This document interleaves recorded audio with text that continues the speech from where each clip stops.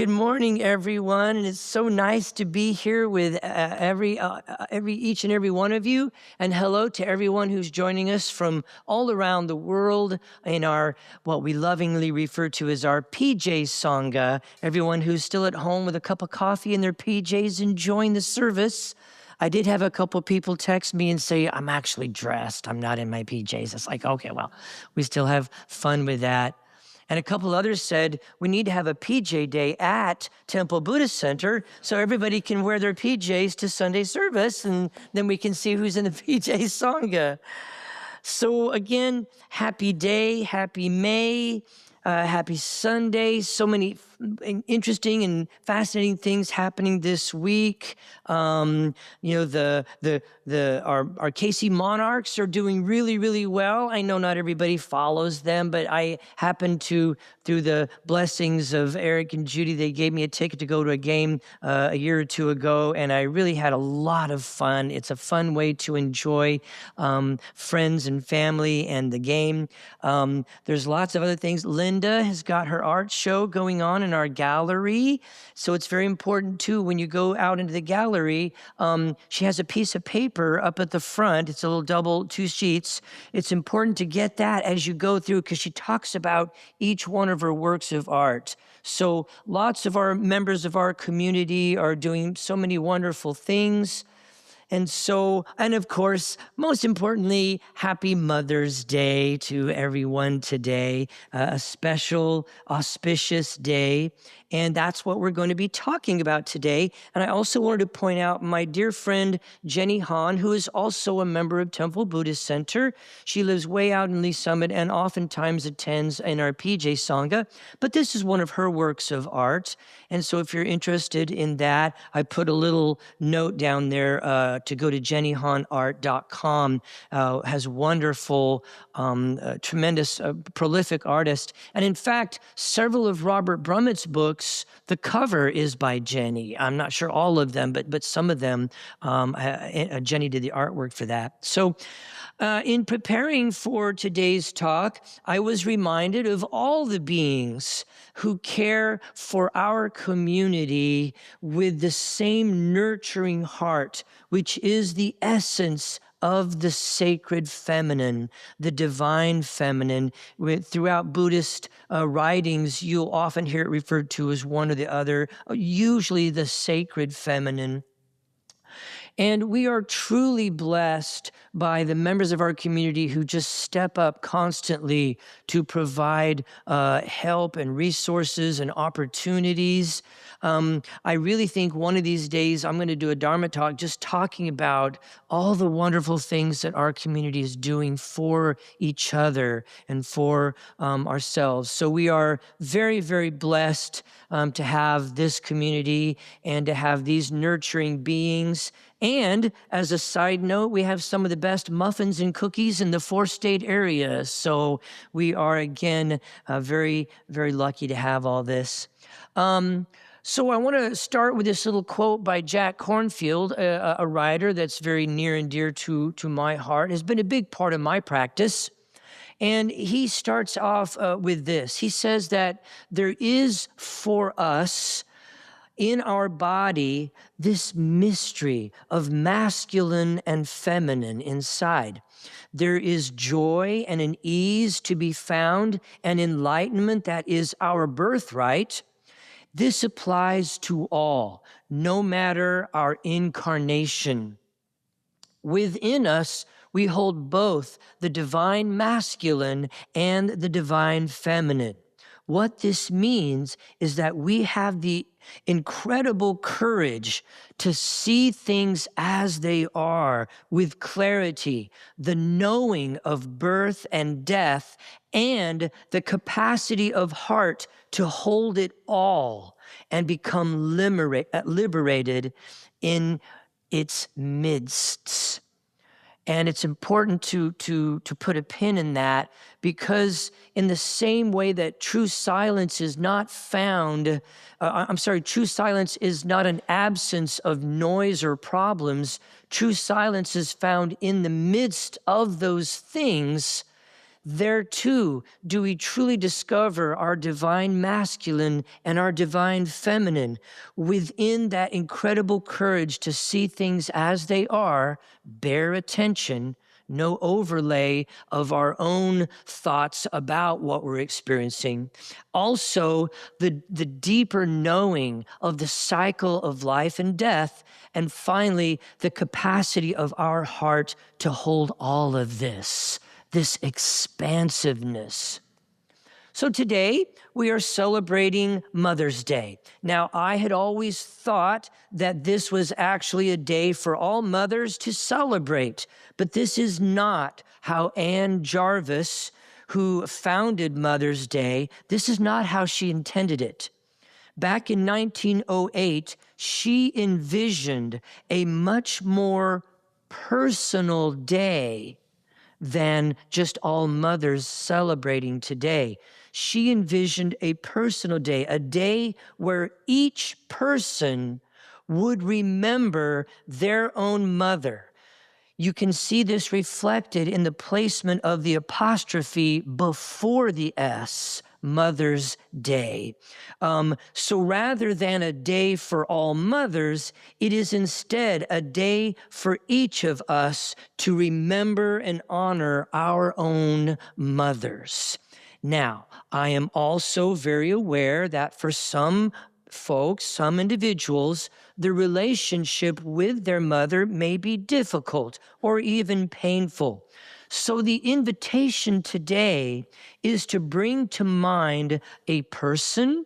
It could be a being, perhaps a coworker, a nanny, a teacher, an aunt, a neighbor, even a being like an animal or a pet of some sort that has made you feel that sense of nurturing, that unconditional love.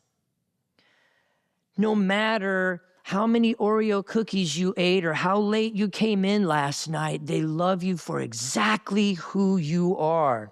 A being that has embodied for you, even if only for a moment, this divine feminine that is usually associated with a biological mother. So I love this approach because it is a very personal day. It's not just for those who have given birth, for mothers, but a personal day for each and every one of us to recall, to remember a being that loved us unconditionally, that saw our light during times when we could not see it.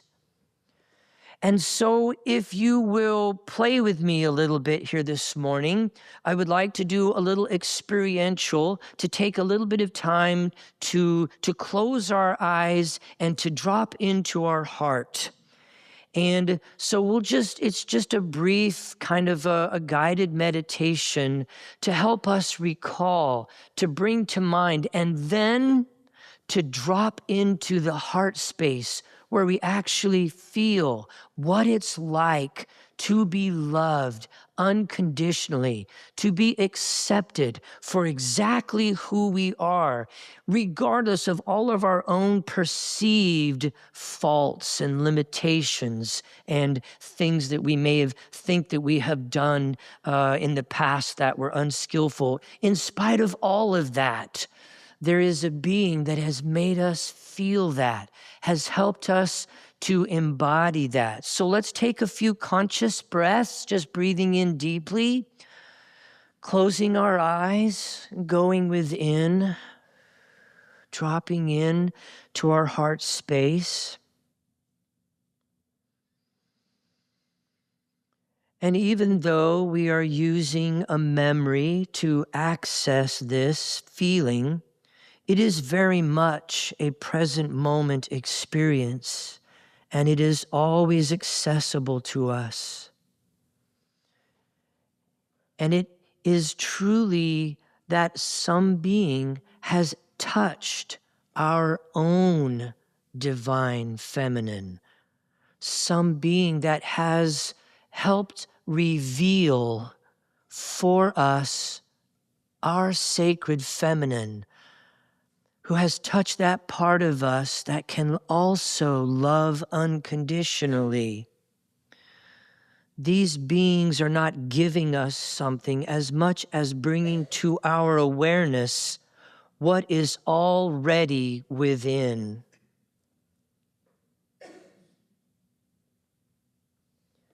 This gift, this is the gift that this being, and perhaps it was your mother, your biological mother, or another being, this gift is what they have given us, our own awakening to our embodiment of unconditional love, who see us not as an ever-changing maze of concepts, ideas, emotions, experiences. In other words, they don't see us as a list of conditions and conditioning, but they see us as we truly are, our true essence, our light, our love.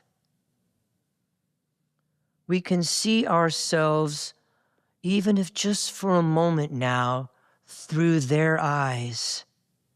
We can find comfort in that beingness, not in external things like money, objects, acquiring things, accomplishments, or daydreaming about a better life or a better way, but in just our truth, our beingness. Any time that you feel the need for comfort, return to this state of being in the divine feminine that was awakened for you by a special being that came into your life, and it may even have only been for a short time, or perhaps they are still in your life now. We can rest in this process that they have revealed for us, and understanding this is the gift from these beings or from our mothers that we experience in this way. In this way, this is their legacy. This is their continuation. You are their continuation. So they have never left. They are still with us, even now, because they have revealed for us in this beautiful gift our embodiment of the divine feminine, of the sacred feminine.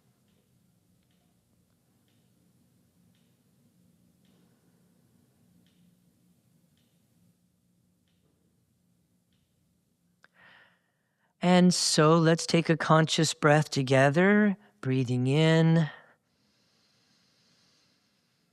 and releasing slowly. Thank you for taking time to experience that. That right there, truly, we could end today's Dharma Talk with that. Just remembering a moment of time where we experienced that unconditional love, helping us to realize the nature of who we really are. So within Buddhist teachings, the divine feminine or sacred feminine also is sometimes referred to as yin, or you'll hear many different names, the sacred feminine, yin, for example, or even the word Durga. Durga means in Sanskrit, invincible. There's a solidity to that.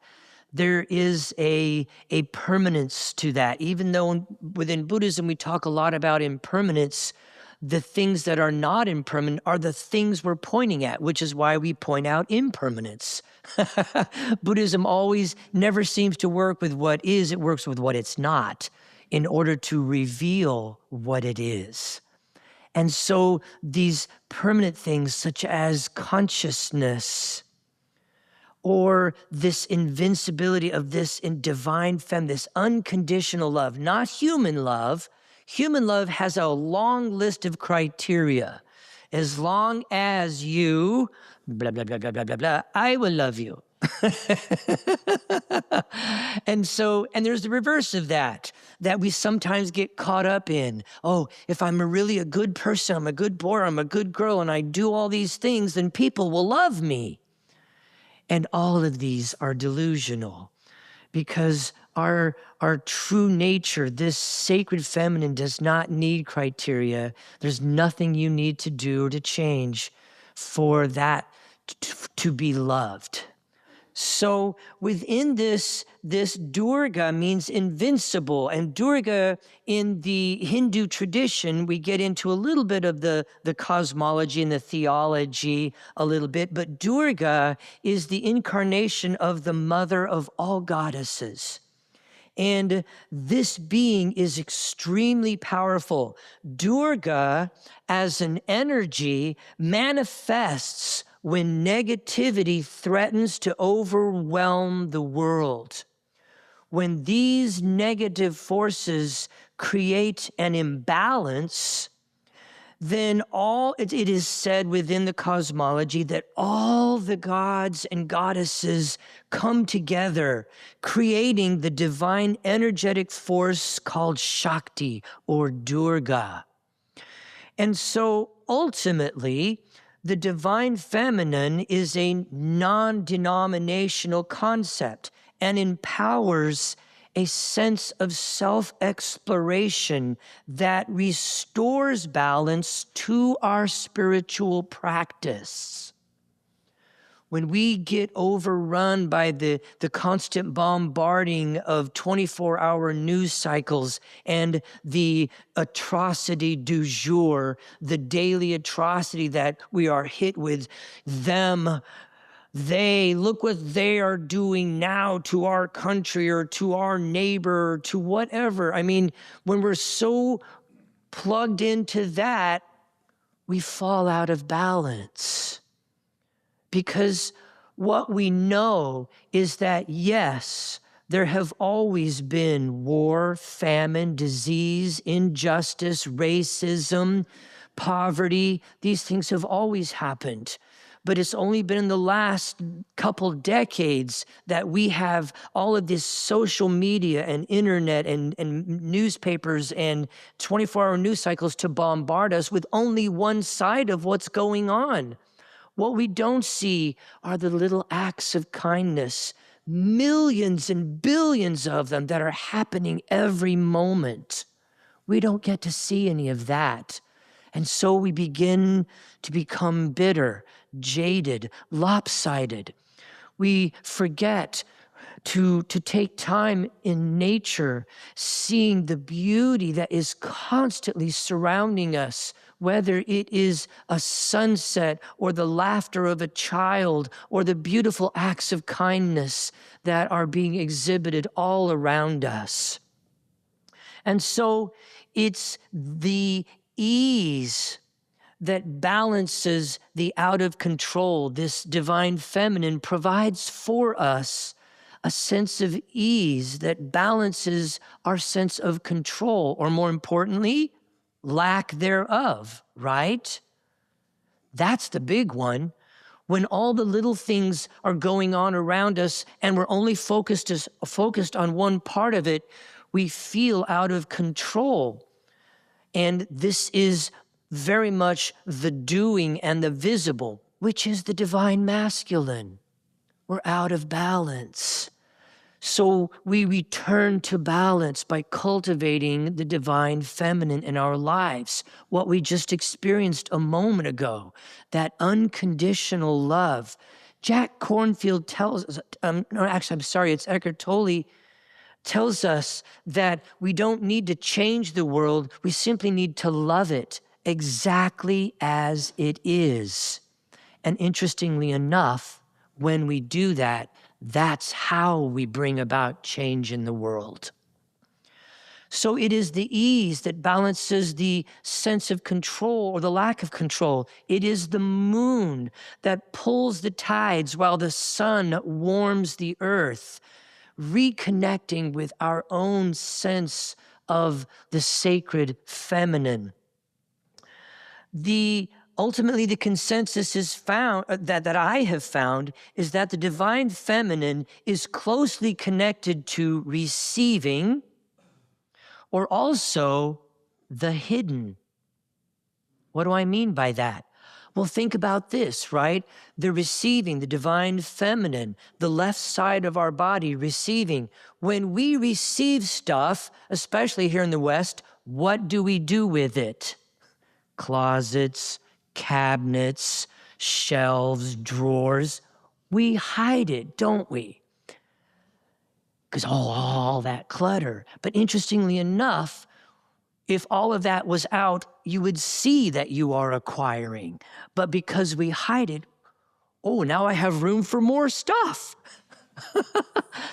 My teacher teases me about my man bag because when I was caring for my mother, I had a lot of stuff to be dealing with, all of her finances and medical things, and as well as my own in TBC. So I got a man bag to carry all this stuff.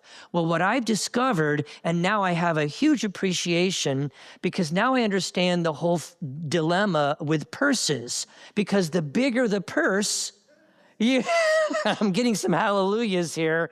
Yeah, the more stuff. And I'm going, oh my gosh, that's so real. That's so true.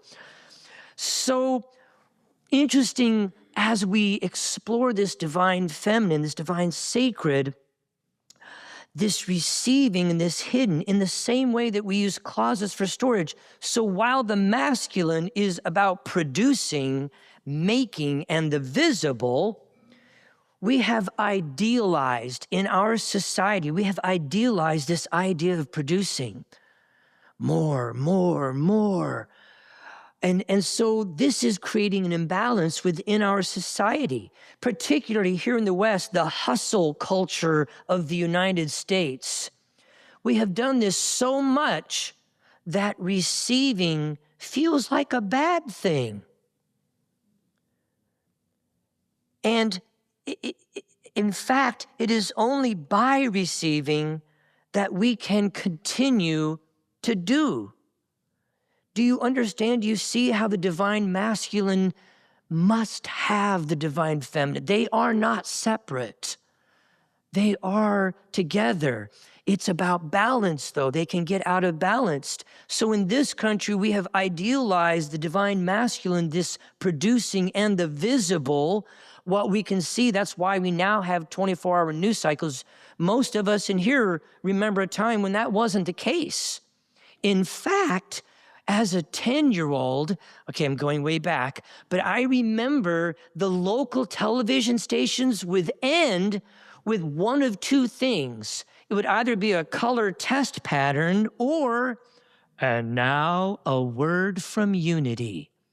Unity Village used to hire celebrities to read the daily word at whatever it was, 10:30, 11 o'clock at night to end television, and it would just go off the air. Isn't that funny? And so we have idealized this producing and doing so much that we have forgotten how to receive. Self-care, anyone? Starting to get real now.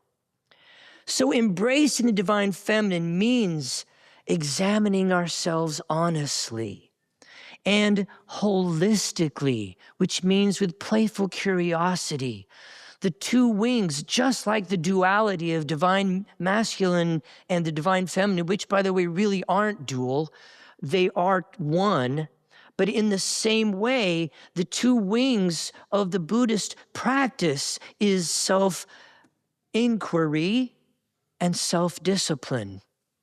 The self-inquiry part is the divine feminine, exploring why this form says and does the things it does, and purifying fear, greed, hatred, and delusion, which is usually at the root of the things we say and do. Balancing that with playful curiosity, love, and understanding, seeing us the way our sacred feminine would see us. And so this is what we do when we cultivate awareness of that aspect within ourselves. Within us, that ability to love unconditionally and care for and to nurture and protect not only our loved ones, but also ourselves. When you're doing the noble work of sitting on the cushion in your meditation, love yourself.